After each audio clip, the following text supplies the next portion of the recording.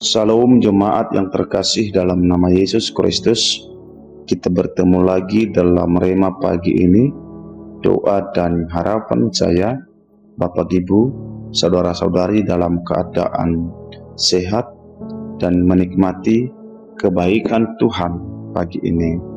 Pada saat ini kita mau merenungkan kebenaran firman Tuhan.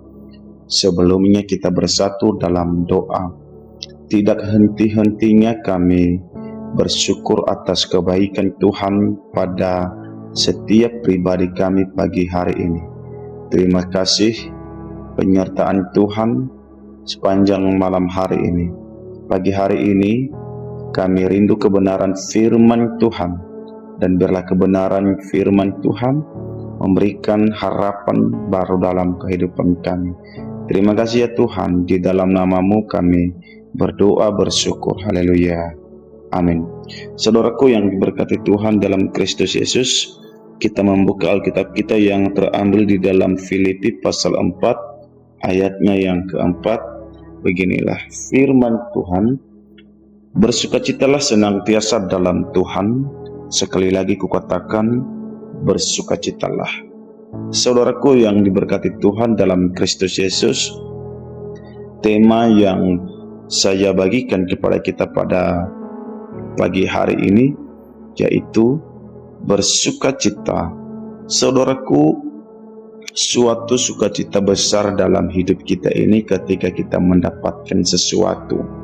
Katakanlah pekerjaan, cita-cita, harapan. Tapi kita bersyukur bahwa Tuhan memberikan sukacita itu dalam kehidupan kita. Saudaraku yang diberkati Tuhan di dalam nama Yesus Kristus, kalau kita melihat dalam bacaan kita pagi hari ini, Rasul Paulus memberikan nasihat kepada jemaat yang ada di Filipi pada saat itu, supaya mereka sehati, sepikir di dalam Tuhan, supaya mereka tetap kokoh di dalam Tuhan, supaya mereka setia di dalam Tuhan. Karena kenapa Bapak Ibu?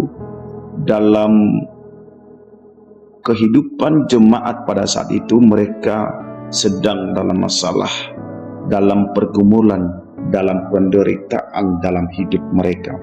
Sehingga Rasul Paulus memberikan pesan kepada mereka supaya mereka tetap bersukacita senantiasa di dalam Tuhan.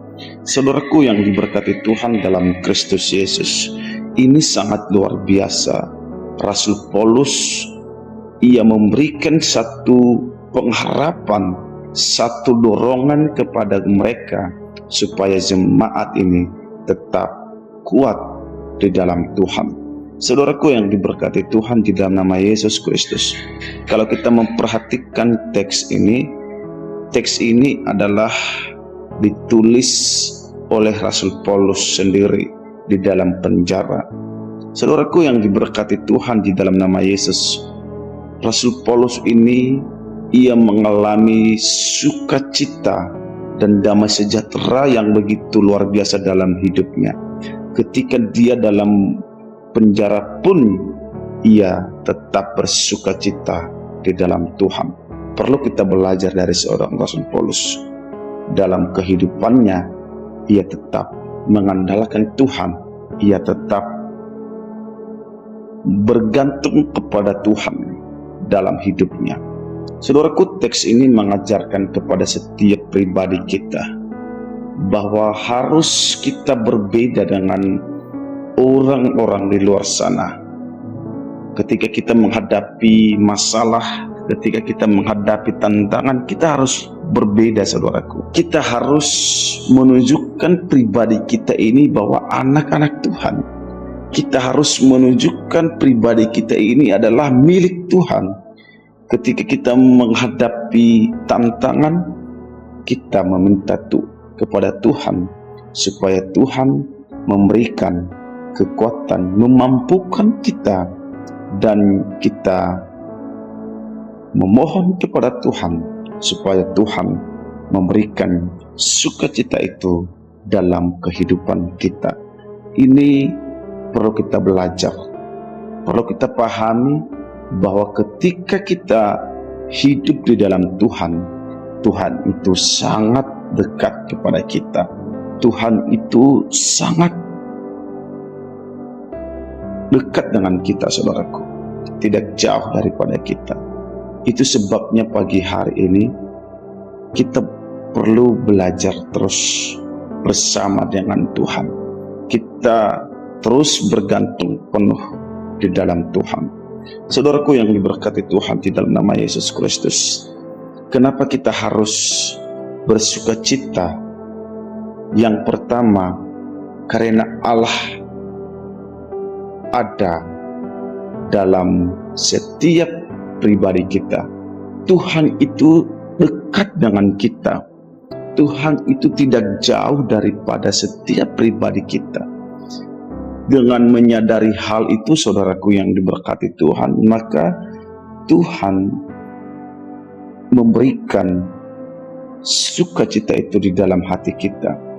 Dengan pertolongan, dengan kekuatan yang berasal daripada Tuhan, kita mampu menghadapi setiap persoalan, penderitaan yang kita hadapi dalam hidup ini.